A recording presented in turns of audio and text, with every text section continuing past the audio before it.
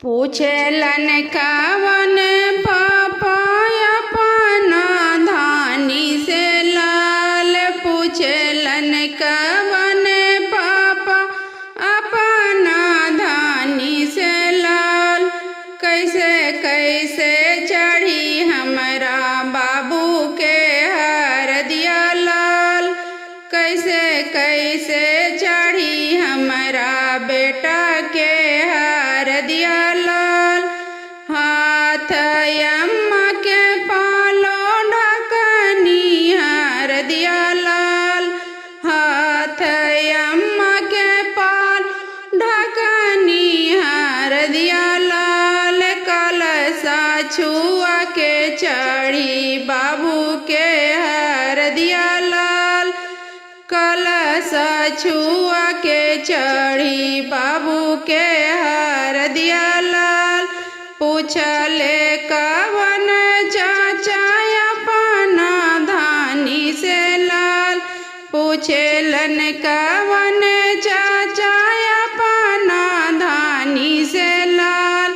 कैसे कैसे चढ़ी हमरा बेटा के हरदिया लाल। कैसे कैसे चढ़ी हमरा बाबू के हरदिया लाल। हाथ अम्मा के पालो ढकनी हरदिया लाल।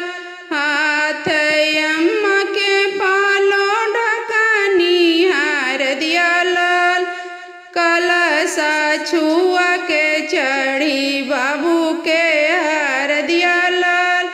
कलशा छुआ के चढ़ी बेटा के हरदिया लाल।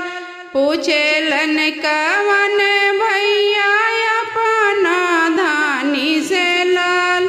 पूछलन कवन भैया अपना धानी से लाल। कैसे कैसे चढ़ी हमरा बाबू के हरदिया लाल। कैसे कैसे चढ़ी हमरा भाई के हरदिया लाल। हाथ अम्मा के पालो ढकनी हरदिया लाल। हाथ अम्मा के पालो ढकनी हरदिया लाल। कलशा छुआ के चढ़ी भाई के हरदिया लाल। कलशा छुआ के चढ़ी बाबू के हरदिया लाल। दोस्तों ये गीत कैसा लगा? अच्छा लगा तो सब्सक्राइब जरूर कीजिएगा और शेयर कीजिएगा।